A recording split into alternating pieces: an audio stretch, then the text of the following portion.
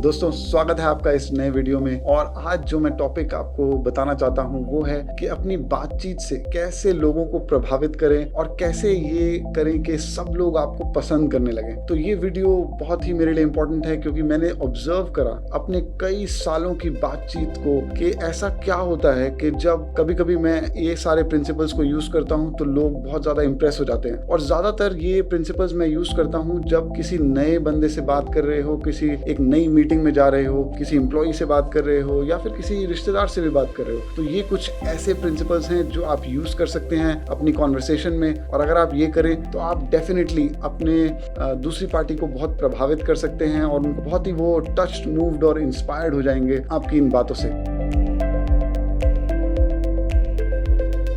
तो इसके अंदर पहला जो पॉइंट आता है वो है स्माइल एंड शो एनर्जी। मतलब कि जब भी आप किसी से मिल रहे हैं ना, आप अपना चेहरे को एकदम स्माइल करके मिले और ऐसे बोले कि हाय, हाउ आर यू, क्या हाल है आपका। मतलब अगर आप इसमें ऐसे जेन्युइनली थोड़ा सा एग्जैजरेट करके अपना स्माइल दिखाएंगे, क्योंकि ये स्माइल जो होती है कंटेजियस होती है। आप स्माइल करेंगे तो दूसरे भी एकदम खुशी के मूड में आ जाएंगे। तो ये बहुत ही इंपॉर्टेंट बात है। स्माइल करिए और जेन्युइन एनर्जी वगैरह दिखाइए अपने। मतलब ये नहीं एकदम अपना मोंडे नीचे करके बैठे हैं और अपना कुछ भी बात वगैरह में अपना ढीले ढाले बोल रहे हैं। नहीं, आप एकदम बहुत ज्यादा एनर्जी दिखाइए कि हाय और क्या हाल है आपका, और लाउडली बोलिए थोड़ा सा। तो इससे आपको कॉन्वर्सेशन में बहुत फर्क पड़ेगा। और smile, show energy and genuine curiosity. तो ये क्या होता है कि अगर आप जेन्युइनली क्यूरियोसिटी अपनी दिखाते हैं, कहने का मतलब जो आपको जानने का मन है कि किसी की लाइफ में क्या चल रहा है, जो वो बात बोल रहे हैं, आप उसमें सच में सोचिए कि हाँ, मुझे जानना है इस बात को। और आप उनसे एकदम उसके बारे में क्वेश्चंस पूछने लगिए, अपने मन में उसको एनालाइज करने लगी कि अच्छा फिर क्या हुआ, क्या। मतलब आप वापस उनसे बहुत ज्यादा एंगेज करिए। तो ये जो आप जेन्युइन क्यूरियोसिटी अगर दिखाएंगे तो दूसरा बंदा बहुत एंगेज रहेगा और उनको बताने में भी आपको बात को मजा आएगा।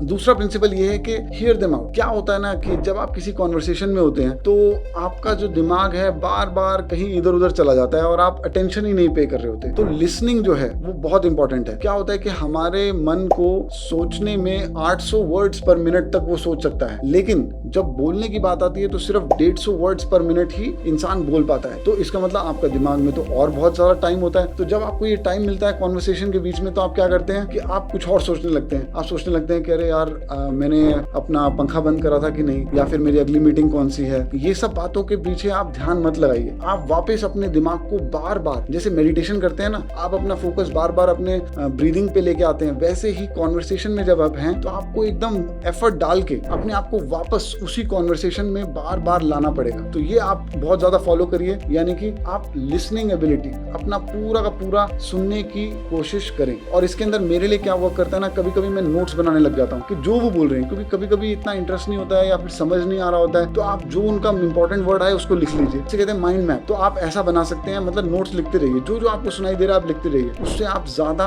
अंडरस्टैंडिंग अपनी बढ़ा सकते हैं और आप उससे रिलेटेड बातों को पूरा समझ सकते हैं। और आप ये नोटिस कर सकते हैं उस टाइम पे जब आप किसी से बात कर रहे हैं, मतलब दिमाग आप वापस कॉन्वर्सेशन पे ला रहे हैं। और अगर कुछ सोचना भी है तो ऑब्जर्व करिए कि जो दूसरा बंदा बोल रहा है ये ऐसे क्यों बोल रहा है, मतलब इनका क्या इसके पीछे मोटिवेशन हो सकता है। या फिर आप देखिए कि उनकी एनर्जी कैसे है, उन्होंने क्या वर्ड्स को यूज करा है, वो क्यों ये वर्ड्स यूज कर रहे हैं। तो जब आप किसी कॉन्वर्सेशन में हैं तो अपने आप को बार बार उसी कॉन्वर्सेशन के अंदर ही इन्वॉल्व रखें, ना कि कुछ और सोचने लग जाएं। या फिर ये भी मत सोचिए कि भाई इसके बाद मैं कैसे रिस्पॉन्ड करूंगा, कोई जरूरत नहीं है। आप सिर्फ वापस अपने आप को उसी कॉन्वर्सेशन के अंदर लाई जाए। और आप ये भी सोच सकते हैं कि उनको इससे क्या आउटकम चाहिए। भाई कोई कुछ बोल रहा है तो क्यों बोल रहा है, बोलने की जरूरत क्या है, लेकिन वो आपसे कुछ बोल रहे हैं तो जरूर वो कुछ चाहते होंगे इसके अंदर। क्या वो आउटकम सोच रहे हैं, उनकी एनर्जी कैसे है, क्या वर्ड्स यूज कर रहे हैं। ये सब बातों को नोटिस करिए उस बात में, और साथ में उनकी बात को पूरा एकदम सुनते रहिए और उसी कॉन्वर्सेशन में रहिए। तीसरा, अब देखिए, अब आपने स्माइल कर दिया और एनर्जी दिखा दी और क्यूरियोसिटी से आप जेन्युइनली क्वेश्चन पूछ रहे हैं, जो आपको सच में जानना है। अच्छा तो फिर क्या हुआ, और इसके कितने वो हैं, या वो अच्छा वो तुम्हारा भाई था, ऐसे क्वेश्चन पूछ के आप एंगेज कर रहे हैं। उसके बाद आपने क्या किया, एकदम अपना फोकस भी रख लिया, सब कुछ आपको पता चल रहा है। तो तीसरा इसके अंदर जो पॉइंट आता है वो है कि आप अपनी बातों से बताएं कि show them how you can relate to them. मतलब कि आप देखें कि आप में क्या सिमिलैरिटी है। जैसे मान लीजिए कोई अपनी कहानी शेयर कर रहा है कि अरे तब मुझे ऐसा लगा, तो आप ये बोल सकते सकते हैं कि अरे मुझे भी ऐसा लगा, मेरे साथ जब एक बार ऐसे हुआ था तो मुझे भी बिल्कुल ऐसा ही लगा था। तो आपको क्या करना है ना कि कुछ कहानी सुना के उनको अपनी लाइफ से कुछ सिमिलैरिटी दिखानी है कि अरे देखिए हम कितने सिमिलर हैं, चाहे हमारे अभी इस कॉन्वर्सेशन में गोल्स डिफरेंट हो, बट देखिए हम कितने सिमिलर हैं, हम भी दोनों के दोनों सेम चीज को चाहते हैं। तो चौथा पॉइंट हमारा आता है कि आपको कुछ ऐसी चीजें सोचनी है जो कि आप उनको बता सके कि आप उनको बहुत लाइक करते हैं। कहने का मतलब अप्रिसिएशन। क्या होता है ना कि अप्रिसिएशन, लोग बहुत भूखे होते हैं अप्रिसिएशन, वैलिडेशन और तारीफ की। तो अगर आप किसी की कुछ तारीफ कर दें, लेकिन याद रखिए ये बात जेन्युइन होनी चाहिए, क्योंकि आपको फेक तो नहीं करना है। तो आप जेन्युइनली कुछ सोचिए, कुछ अच्छी बात। मान लीजिए कोई अपनी दुखी दास्तान भी सुना रहा है, उसमें कुछ तो उन्होंने अच्छा करा होगा, तो आप उस चीज को पॉइंट करिए और बोलिए कि हाँ आप समझ पा रहे हैं उनको। तो ये हमारा आ गया चौथा पॉइंट, जो कि है क्या, आपको उनको किसी बात पे जेन्युइनली लाइक करना है और उनको बताना है कि अरे यार मुझे तो ये तुम्हारी बात बहुत अच्छी लगी। अगर आप जैसे उन्हें बताएंगे तो उनको आपसे थोड़ा बहुत लगाव हो जाएगा इमीडिएटली।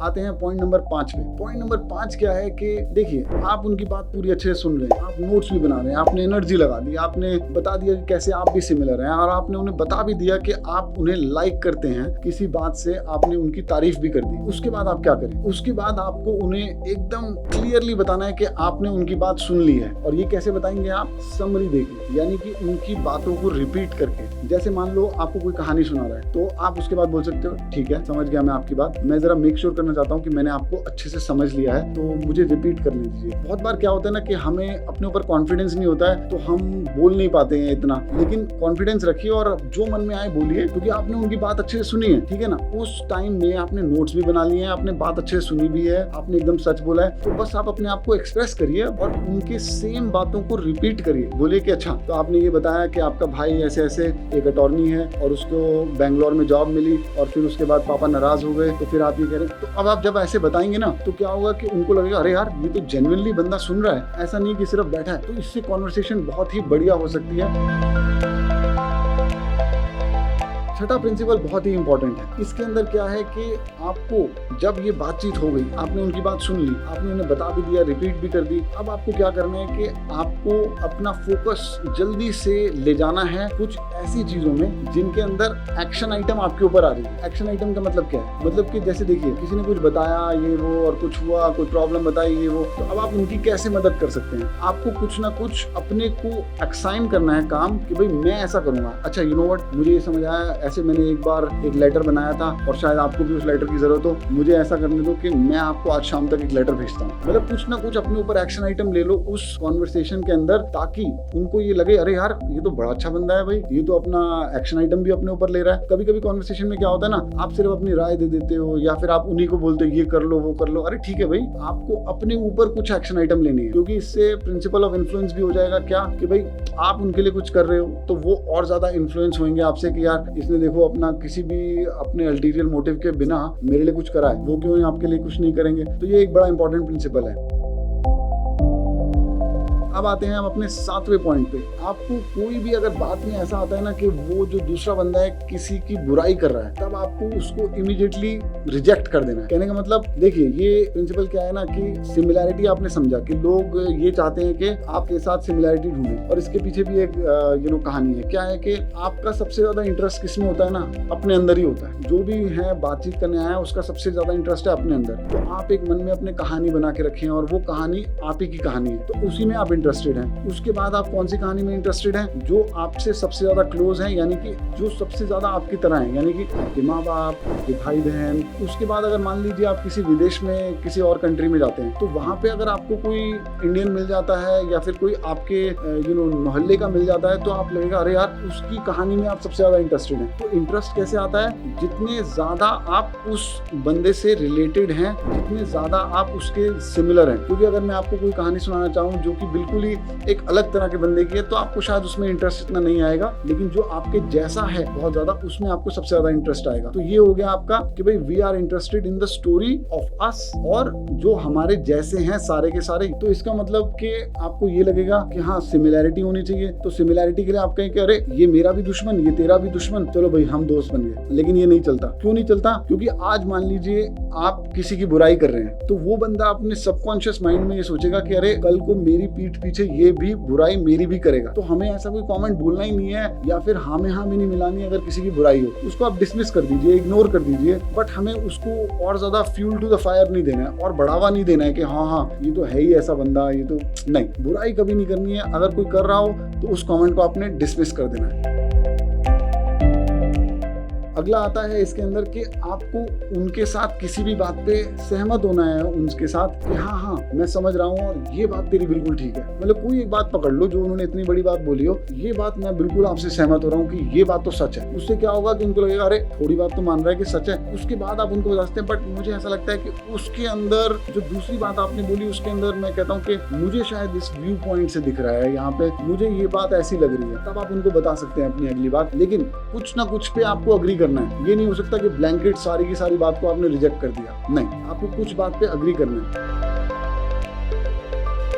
ये नोवा प्रिंसिपल कुछ लोगों को थोड़ा सा अलग या अजीब लग सकता है। इसके अंदर क्या है ना कि आप जब किसी को इन्फ्लुएंस करना चाह रहे हैं, प्रभावित करना चाह रहे हैं, तब आपको ये सोचना है कि किसी तरह आप एक्सेप्ट कर लें कि अरे यार नहीं सही बोला आपने, क्योंकि आप कॉन्फ्लिक्ट रेजोल्यूशन कर रहे हैं ना कि अपनी कोई गलती मान लें। मुझे लग रहा है कि कुछ लोगों को ऐसा लग सकता है अरे यार हम अपनी गलती क्यों माने या फिर हम अपने आप को क्यों कम समझे। नहीं, क्या होता है कि जब आप किसी को बोलेंगे ऐसे कि नहीं यार शायद ना मैं ये बेटर कर सकता था। मतलब देखिए, जब लोग क्या करते हैं ना कि ज्यादातर बोलते हैं कि ये गलती किसी और की थी, इस वजह से ऐसा हो गया, या फिर कहेंगे ये तो सिचुएशन ही ऐसी थी, इस वजह से ऐसा हो गया। तो ये सब बोलने से क्या होता है ना कि लगता है अगर कोई स्मार्ट बंदा होगा कि भाई ये तो किसी ना किसी की गलती निकाल के कोई ना कोई बहाना मार के फिर से दोबारा भी काम को अकॉम्प्लिश नहीं कर पाएगा, काम को खत्म नहीं कर पाएगा, क्योंकि ये हमेशा कोई ना कोई बहानेबाजी मारता है। कभी इसकी गलती थी, कभी मार्केट की गलती थी, कभी एक्सटर्नल फैक्टर्स की गलती थी। नहीं, आपको उसके अंदर क्या करना है कि कुछ ना कुछ अपनी गलती बोल देनी है कि यार पता है क्या, मुझे लगता है कि इस चीज में शायद मैं कुछ ज्यादा बेटर कर सकता था। तो अब आप ये बोलोगे ना तो दूसरे बंदे को लगेगा अरे नहीं यार ये काम तो मेरा था, ये तो मुझे ज्यादा अच्छा करना चाहिए था। और इससे आपको ये भी एक मौका लग जाएगा कि आप पता लगा लें कि वो बंदा कितना स्मार्ट है, क्योंकि अगर उसने ऐसा बोल दिया कि नहीं ये तो मेरी गलती थी, आप क्यों अपनी गलती मान रहे हो इसमें, तो उससे आपको पता चलेगा अरे बंदा मतलब स्मार्ट है, मतलब बेसिक लेवल तो मीट करता है स्मार्टनेस का। तो ये आपका एक अंडरस्टैंड करने का भी दूसरे बंदे का इंटेलिजेंस एक तरीका है। और आता है हमारा लास्ट प्रिंसिपल जो कि है 10वां रूल, जो आप याद रखिए अपने माइंड में अगर किसी को आप प्रभावित करना चाहते हैं अपनी बातचीत से। और ये पॉइंट है कि आप कुछ उनको यूफेमिज्म यूज कर सकते हैं, लेकिन कभी उनसे लाई मत करें। यूफेमिज्म का क्या मतलब है? लंगड़े को लंगड़ा ना बोलना। कहने का मतलब चाहे बिल्कुल क्लियर बात भी हो कि भाई वो ही है इसमें जिसकी सारी गलती है, या फिर वो एक ऐसे अच्छा इंसान नहीं है, या फिर ये उन्होंने अच्छा नहीं करा, उन्होंने कुछ चोरी करी या अनएथिकल बात करी, तब भी आपको उनको एकदम मुंह पे बताने की या फिर जैसे इंग्लिश में बोलते हैं रब इट इन करने की जरूरत नहीं है। आपको क्या करना है ना, उस सिचुएशन में थोड़ा यूफेमिज्म यूज करिए, लेकिन उनसे झूठ मत बोलिए। उनको ये क्लियरली पता लग जाना चाहिए। अब इसके अंदर एक अच्छा एग्जांपल है, मैंने एक बुक पढ़ी थी सैम हैरिस नाम के एक बड़े अच्छे न्यूरो साइंटिस्ट की,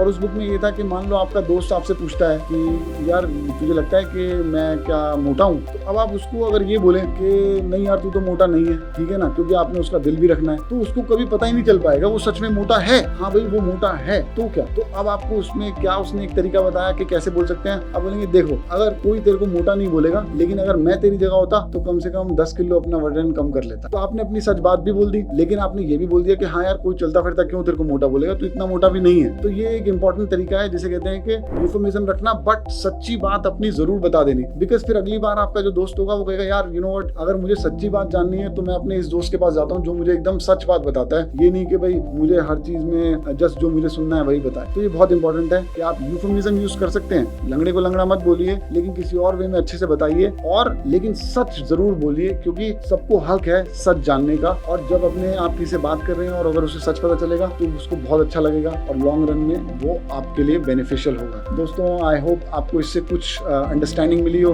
ये जो कॉन्वर्सेशन का फ्रेमवर्क है मैंने खुद बनाया था ऑब्जर्व करके कि क्या चीजें करो अगर कॉन्वर्सेशन में, तो वो हमें बहुत ज्यादा फायदा होता है। तो आप इसको यूज करिए और कमेंट्स में लिखिए अगर आप मेरे से सहमत हैं इन सब रूल्स को लेके किसी से बातचीत करने में, और अगर किसी से नहीं सहमत है तो हमें भी सीखने का मौका मिलेगा, बाकियों को भी सीखने का मौका मिलेगा। मैं आपको रिप्लाई भी करूंगा कमेंट्स पे, तो आप कमेंट करिए, लाइक करिए, शेयर करिए और सब्सक्राइब करिए हमारे चैनल को। मिलते हैं अगले वीडियो में।